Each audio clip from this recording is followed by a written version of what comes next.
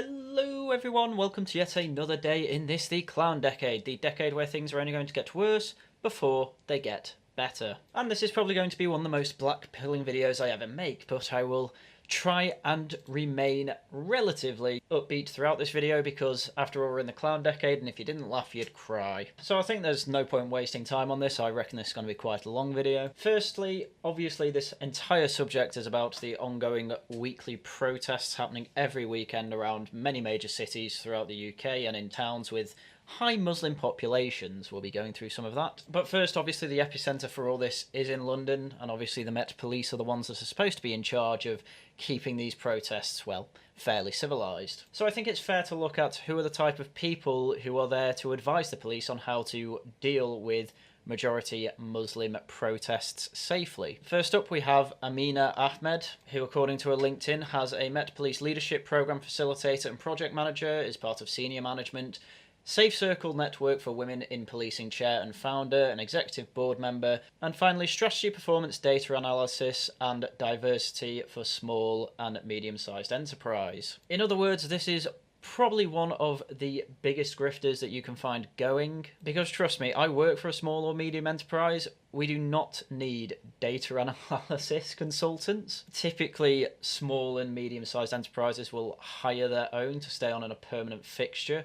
If they do get consultants in, they are probably just hiring grifters. This is what a lot of small and medium enterprise businesses find out. And not only that, but clearly she has a lot of sway within the Met Police. So, what are one of her posts on LinkedIn? Well, she had this to say: I think at this point, if anyone openly agrees with the war in Gaza, they should be called out as Islamophobic and inciting hatred against Muslims.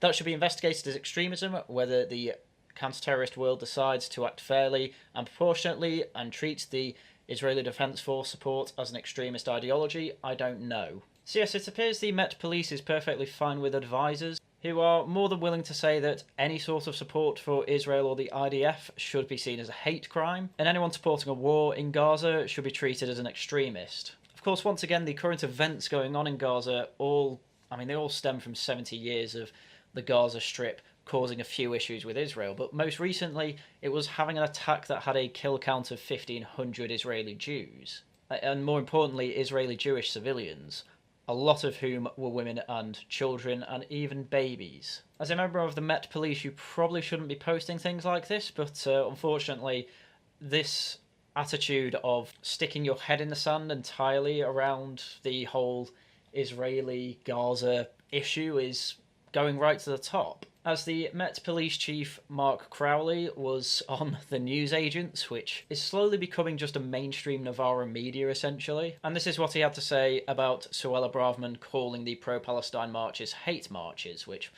from the evidence I will go through, I think is a fair analysis. Anyway, here's what he had to say. What is a hate march? Yeah. You'd have to ask the Home Secretary that. I mean, she's picked two words out of the English language and strung them together in a way.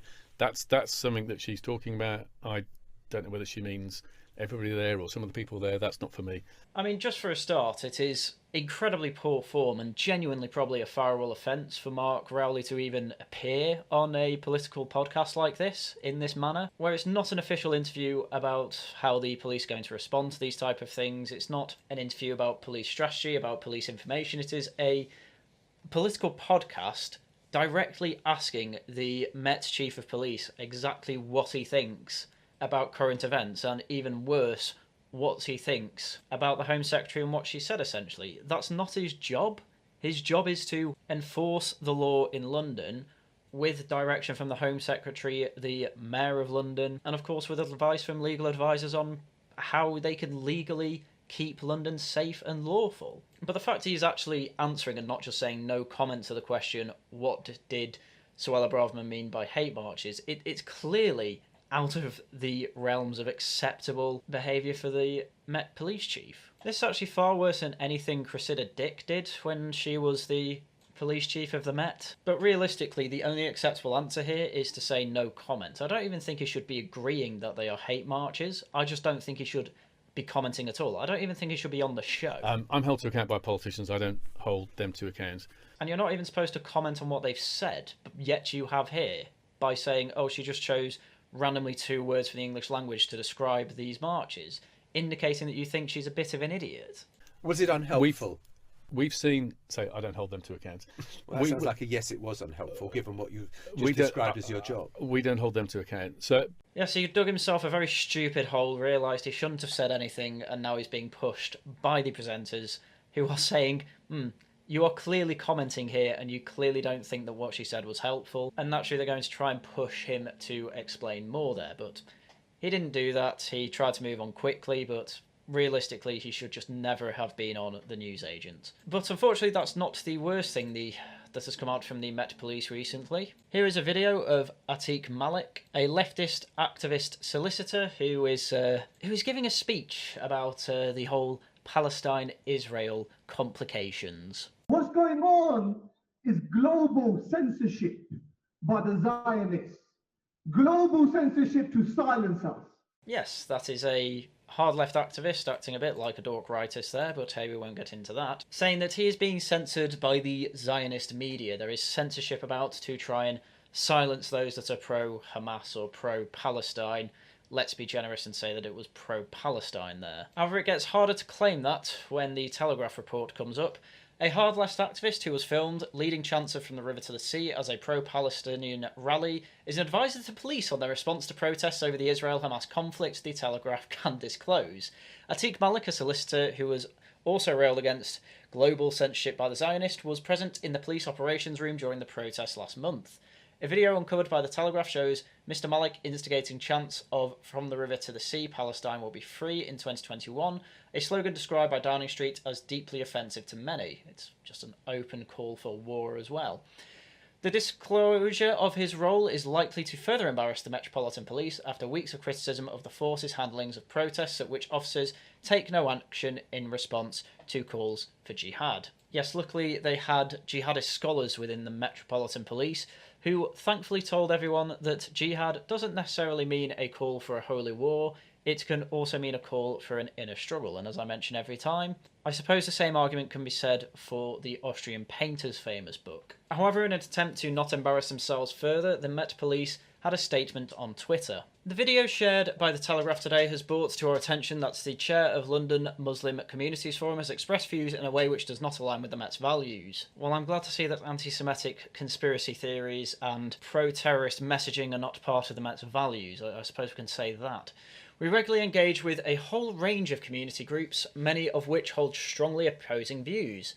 It is important that we continue to listen to opposing views. This is how we put community voices at the heart of policing London. This instance has highlighted past language and views expressed by Atiq Malik that appear anti-Semitic and contrary with our values. As a result, we'll be immediately ceasing our relationship with Mr. Malik while we investigate. I mean, it's amazing how this can't have been difficult to find, because journalists aren't very good at actually uncovering things like this. A good example is that it was actually previously public knowledge who Nigel Farage banked with, Coots, and it's been public knowledge since like 2021. Yet despite that, this year, with Nigel Farage not himself saying who he banked with, somehow even when the Times were reporting on Nigel Farage having his bank account closed but not saying who it is, it was the Times that revealed that it was Coots in 2021, and yet somehow they didn't report that it was Coots again. So this is what I mean. Journalists are not very good at even reporting what their own newspapers have highlighted and revealed before, so this can't have been a difficult thing to find for the Met Police, so clearly they just didn't even bother trying to vet Mr. Malik. We will continue to engage with the LMCF and the full range of faith and community advisors. The insights, feedback and reach to our communities across London continues to play an important role in our response. We are already working on a new advisory group charter that will include a shared commitment to engage through mutual respect and inclusivity. And of course, as pointed out before, they also had someone else who was quite open on LinkedIn to advise the Met Police that anyone who is pro-Israel is probably an extremist.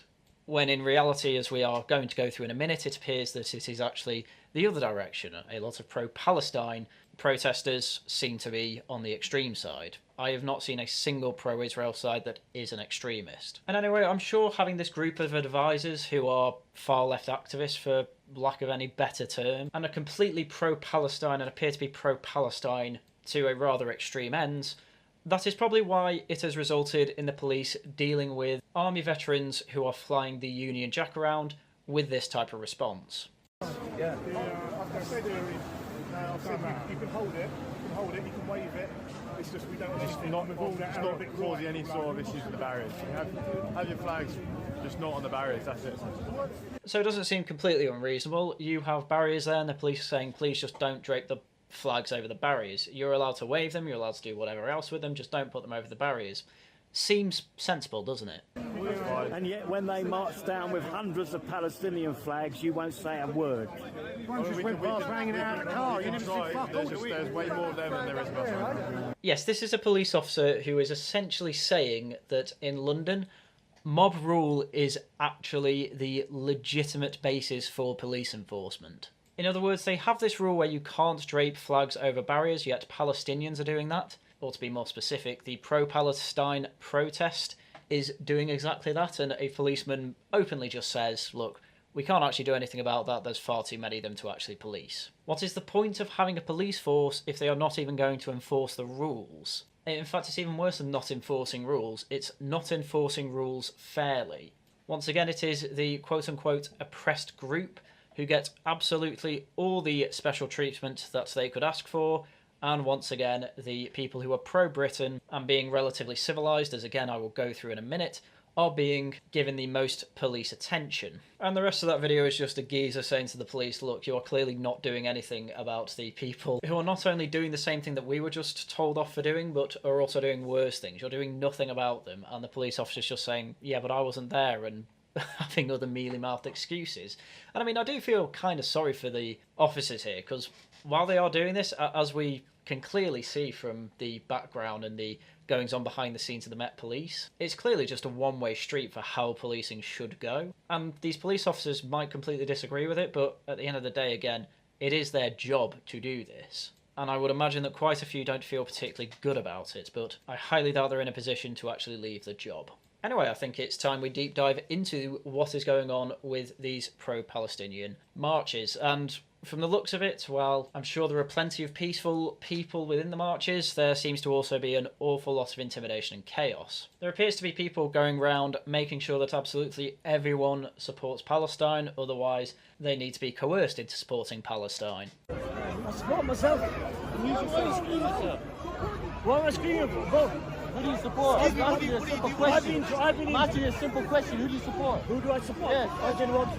Palestine or Israel? Simple question.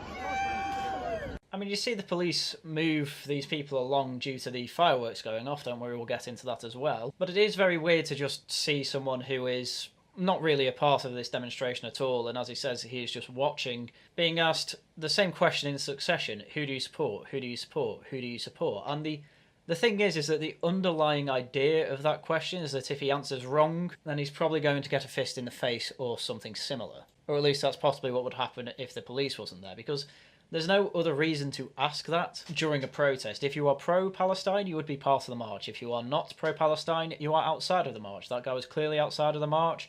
So the only reason to ask that question is to effectively give yourself the feeling that you are allowed to intimidate this person. And of course, a couple of weeks ago, there was the London Underground conductor who was saying pro-Palestine slogans over the tannoy, and obviously the whole crowd actually cheered unironically in that video. Well, unfortunately, that has given rise to start even worse chants on more public transport.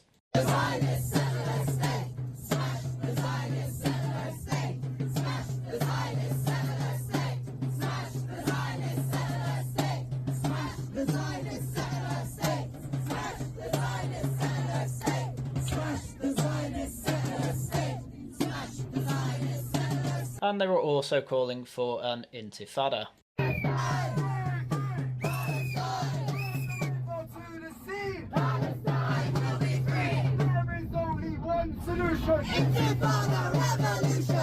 And naturally, what that actually means in a Palestine context is, well, exactly what happened on October the 7th. In Hamas's mind, the government of the Gaza Strip, the only solution and the place where these chants come from is the idea that the only way that Palestine will be free and the only way they can see a solution is to essentially just genocide Israel, completely get rid of them, have the whole of the state of Israel be the state of Palestine instead. And naturally, as we have seen internationally, this has actually overspilled into just meaning any Jew. We've seen Stars of David on houses and apartments around Europe, especially Germany and France, to let people know where some Jews live. Luckily, things don't seem to have quite got that far in Britain. And of course, in majority Muslim areas, especially the biggest example is, of course, Dagestan in Russia. We had the big raid on the airport because there was rumours that there was an Israeli jet touching down which had Israeli Jews on it. Anyway, it wasn't just on trains where there was the mass intimidation of Jews occurring, and to be honest, I'd feel pretty intimidated as a national Brit being on these trains, because let's be fair, pro-Palestine people especially seem to not be too big of a fan of the British government being in favour of Israel's reaction to nearly 2,000 of their people dying. However, this intimidation also spilled out onto actual major train stations. Here is the scenes from Charing Cross on Saturday.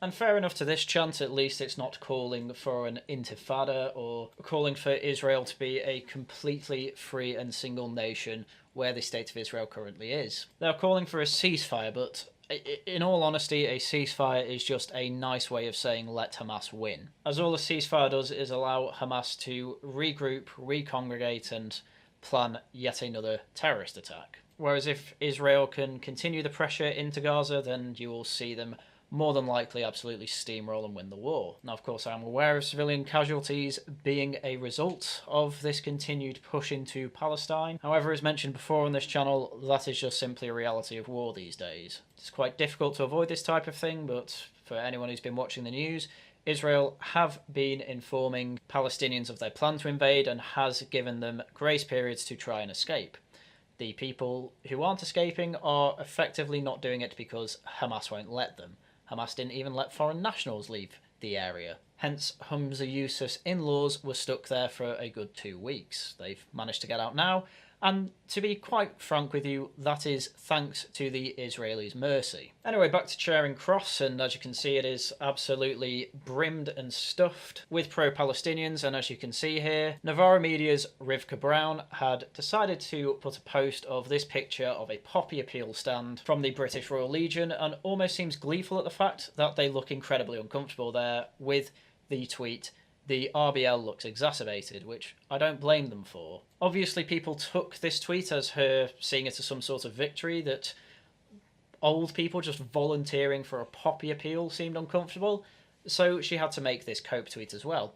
Since this image seems to be doing the rounds, I should add that when I spoke to the RBL volunteers, they told me that a number of the protesters had brought poppies. People love to jump to conclusions. Now, simply alone from all of the pro-Palestinian marches I've seen from the weekend, I have to say I've not seen a single person in these marches wear a poppy, and I hadn't seen a single person in that long shot of Charing Cross wearing a poppy. I am happy to say I am wrong, but I am also calling complete nonsense on this tweet because of this video.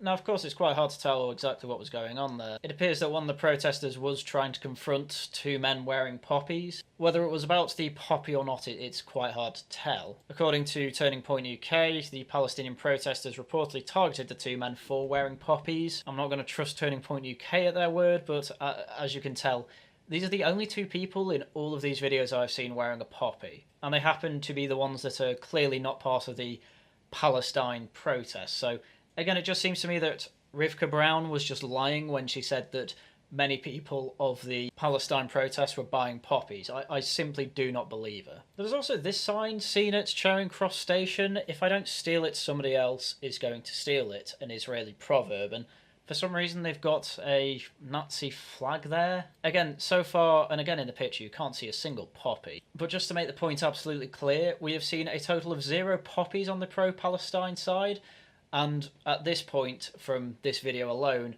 1 swastika. Yeah, I'm finding it quite hard as a British nationalist to, at any point, even try and side with the pro-Palestine march. And at this point, by the way, obviously we have just seen intimidation of adults. Whether they be people just trying to get to their train, people just observing the pro-Palestine march, or even passive intimidation of 3 old age pensioners doing a poppy appeal. However, for some stupid reason, they're also intimidating kids at McDonald's. Shame on you! Shame on you!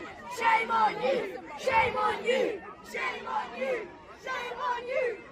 Yes, they're shouting outside of McDonald's at people giving their business to McDonald's, shouting shame on you. And I believe the reason is because McDonald's was giving discounts to IDF members in Israel. You know, that kid just wanted his nuggies. His mum gave him a Saturday night treat. And then you have hundreds of people who are various, diverse ethnicities shouting shame on you at this black kid and his mother. And I assume father who was behind them as well. And just upon what planet is this a civilised protest? They can't even agree with open goals. Here's a man who had a placard saying Hamas are terrorists in the middle of a pro-Palestine march in London. I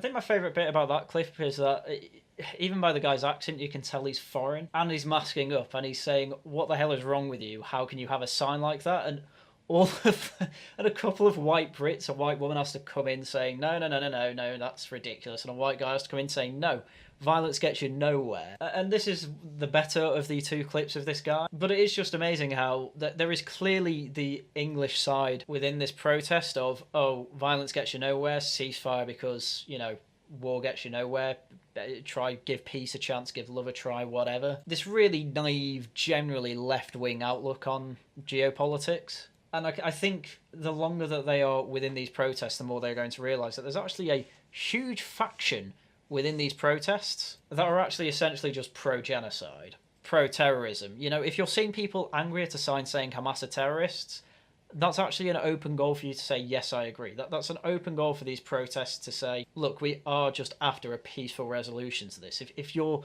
not happy with a man who has a sign like this, then you are clearly on the side of war and on the side of genocide and on the side of terrorism. So congratulations for letting the mask slip.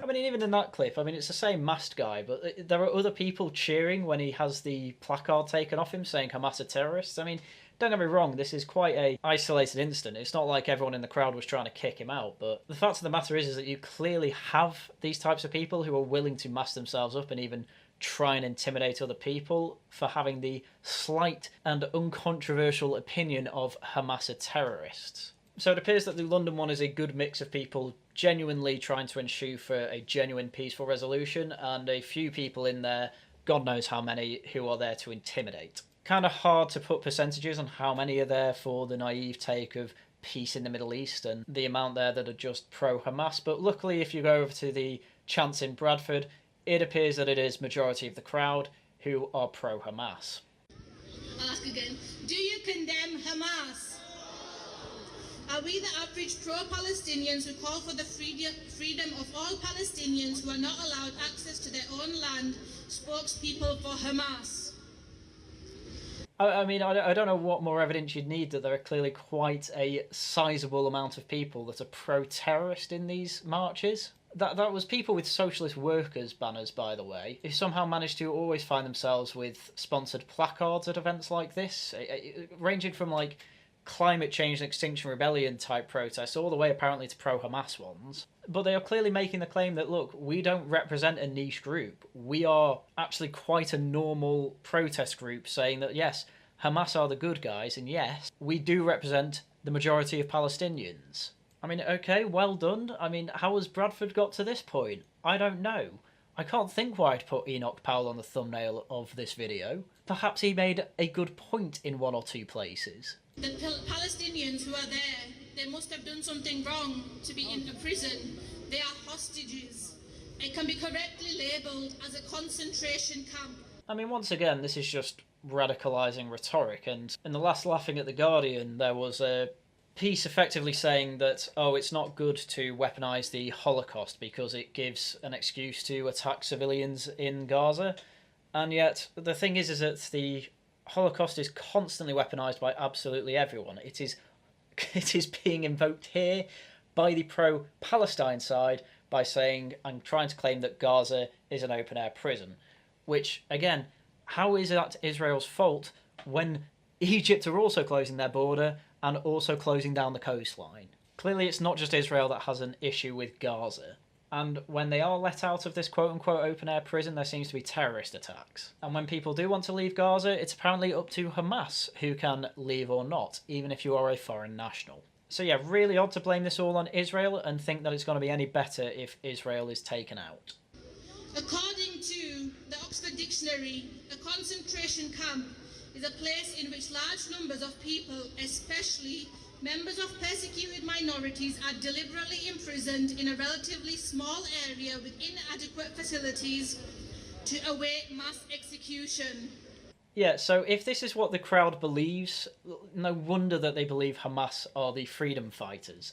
For some reason they think the Israelis are going to execute everyone in Gaza. In reality, they probably wouldn't care about Gaza if they didn't have constant missile and terrorist attacks from Gaza over the past few decades. It's not their fault that they had to keep fighting and winning wars. Anyway, we may as well get back to London, and as the protest went on into the night, there were quite a few hooligans deciding that they can cause a little chaos.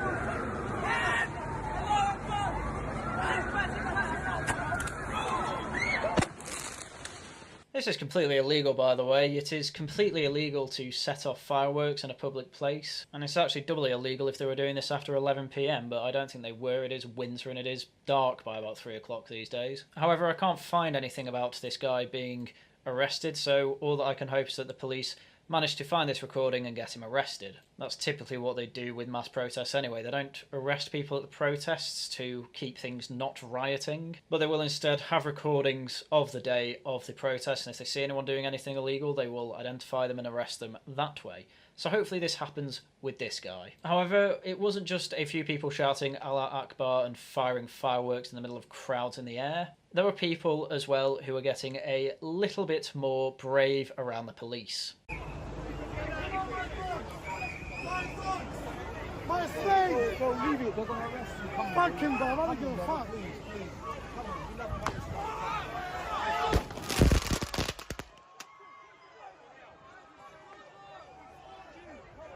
Yes, someone from a random crowd was firing fireworks directly at the police. And that was after someone who appears to have been, again, from non-British native descent, was calling the police his slaves. Which, I don't think that's particularly an arrestable offence, but it is quite a funny choice of words that he is saying my slaves.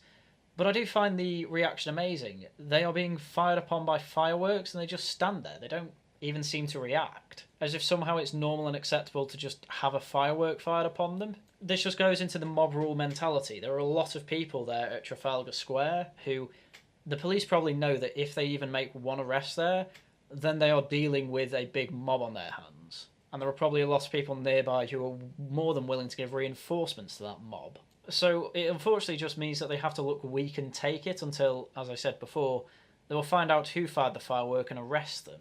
But this clearly isn't working. All videos I've shown today show clearly that people are being intimidated. Clearly the police have absolutely no grasp on the dangerous situations and intimidating situations as they are happening. And even if these people are to be arrested and charged, where are we going to put them? Our prisons are all full? And these fireworks, by the way, that was just a couple of videos of fireworks being set off. Fireworks being fired at the police caused 4 injuries. And this subheading just says it all, really, doesn't it? More than 1,300 officers were on duty as tens of thousands of people demonstrated in London.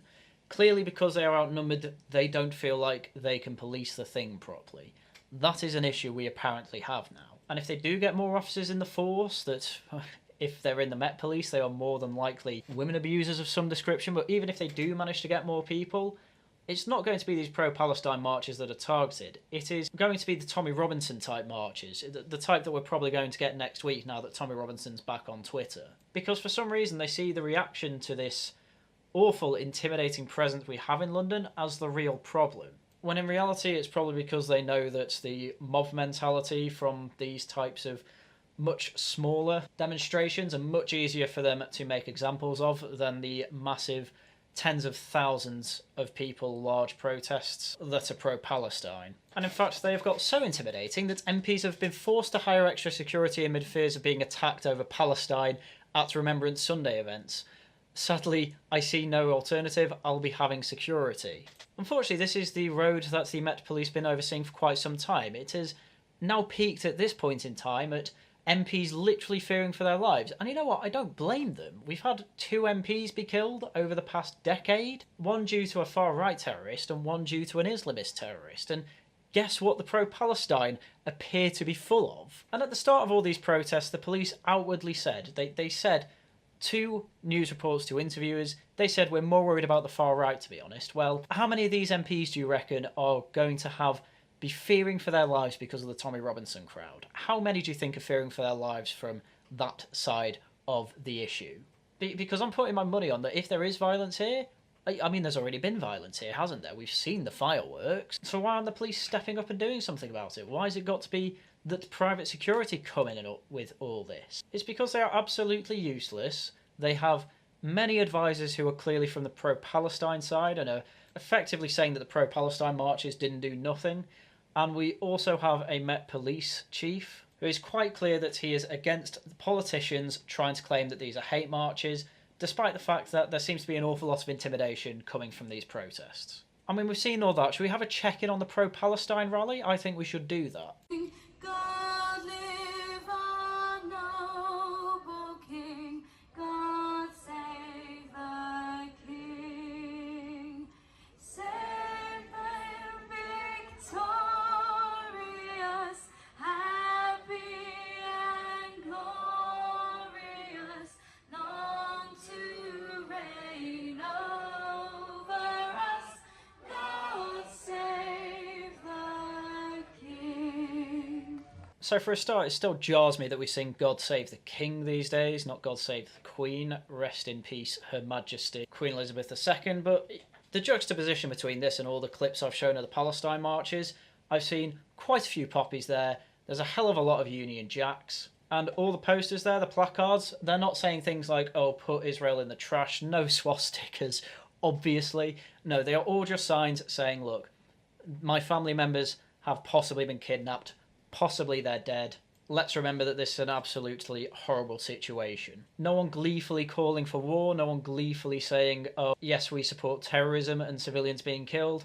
No, a much more sombre and peaceful demonstration. The type you could genuinely say is a lot more British. Anyway, another side to this Israeli-Gaza conflict that somehow majorly affected Britain is the fact that Labour councillors around the country seem to be, well, resigning their position in the Labour Party. 11 councillors quit Labour over stance on ceasefire in Gaza after calling for Sir Keir Starmer to resign. In a statement, they said the Labour leader either cannot or will not heed our concerns or acknowledge the statements within our communities. Which is just crazy to me that local councillors seem to care a hell of a lot more about foreign affairs and the Labour Party's stance on that than their own stance in their own council and the Labour's own stance of home issues. You don't need me to indicate the ethnic makeup of Burnley, and you could probably accurately guess the religions of these councillors that have stepped down from the Labour Party. But not only that, from a huge sample of 30,000 Muslims spread across 575 parliamentary constituencies, 66% expressed a drop in support for Labour. Damningly, the research shows that there were a general election in the immediate days ahead. It is likely Labour would only receive around 4.9% of the Muslim vote.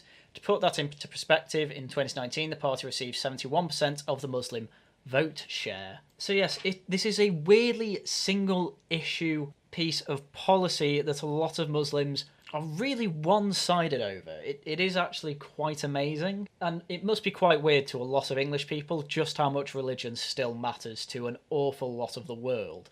and apparently to a lot of their own countrymen, or more accurately, other people who happen to be living in this country. Because for a general drop of 66% of Muslims who supported Labour in the past, quite clearly, as has been known for quite some time, Labour was in some ways a Muslim party, in fact in quite a lot of ways. And for some reason, as soon as you start to have a leader who's trying to step away from the very worst parts of the intersectional ideology, somehow this then means that Muslims start stepping away from Labour. It is a very, very strange alliance between far-left ideological radicals and, of course, Muslims, even not necessarily particularly extreme Muslims. It was all just laid to bear in yet another clip from the pro-Palestine marches. Oh, so you don't actually want to prove any of your points because you actually have no evidence for any. Do you know about half of these kids? To propagate anti-LGBTQ propaganda. He's trying to tell children that they're not allowed to be trans. Yeah, they're not. Yeah, they're not. They're not.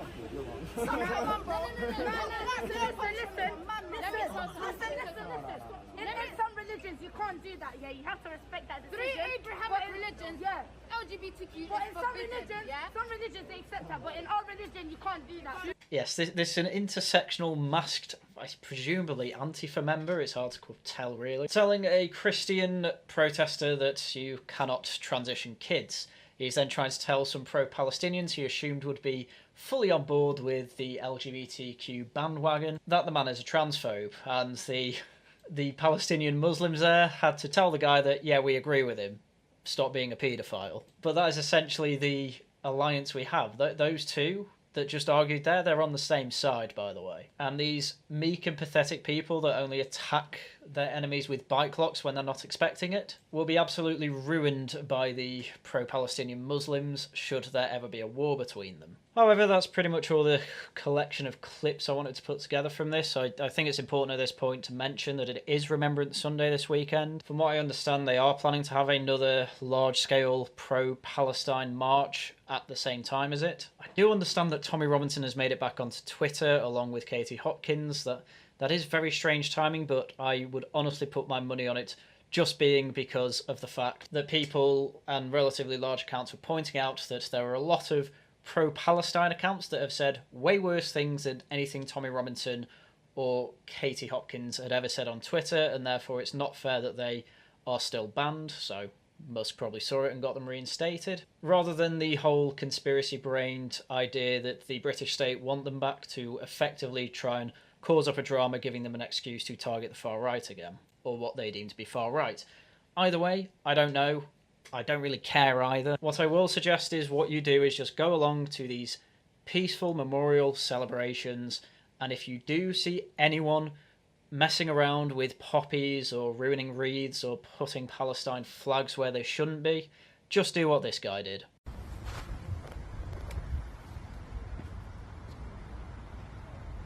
Has it been so windy that the reefs have been knocked off?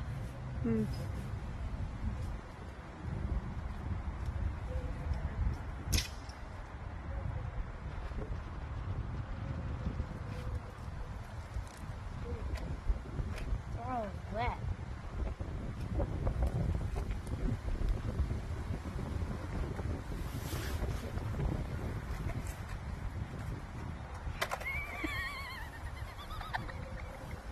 Epic fail.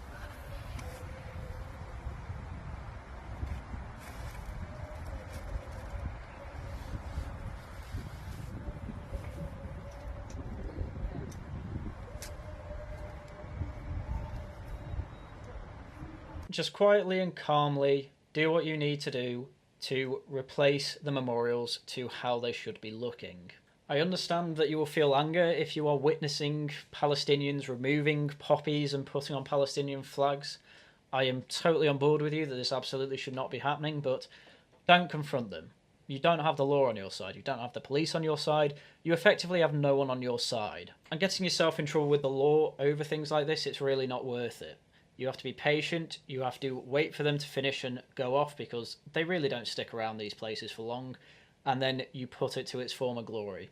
That's all you have to do. Of course, in an ideal world, this wouldn't be an issue at all. We would just be able to have a remembrance service without any sort of protest because, as many English people should understand, on the day of remembrance, you really shouldn't have any other protest, as it is a day dedicated to our dead from the wars. And of course, in an ideal world, the police would be arresting all the pro-terrorist foreigners and, of course, natives, and deporting all the foreigners that we can deport, but it's not happening. 20% of our prisons are full of foreign-born people and foreigners. Can't deport them. We've had literal murderers who have been protected from deportation. We're just a country that can't run its laws properly. It doesn't have a very dedicated police force that is dedicated to actually protecting the people of the country and keeping it running lawfully. We're instead run by effectively useless children who, you know, on the right wing, are suppressed by the Tory party if they actually want to do anything about it, and all the centrists don't want to actually run the country so that they can keep blaming the civil service. The civil service is completely filled to the brim with leftist activists, and then when they do get consultancy help from outside of these institutions, again, as we saw at the beginning, they're all leftist pro-Palestinian idiots. We are run by people who are against us, so the best thing to do is, unfortunately, play the waiting game, patiently try and get power back and start using it against these evil people, quite frankly. So getting yourself arrested is not the way to do it. If anything, it gives the powers that be an excuse to keep focusing on the quote-unquote far right. This is only going to end in violence, unfortunately, and I think it's best that everyone just try and avoid that as best they can. It's a sad state of affairs, but it's the one we find ourselves in. So with that, I'm sorry for the Blackpilling Monday video, but it's what you're getting. But once again, I would like to thank you all very much for watching, and until next time, goodbye.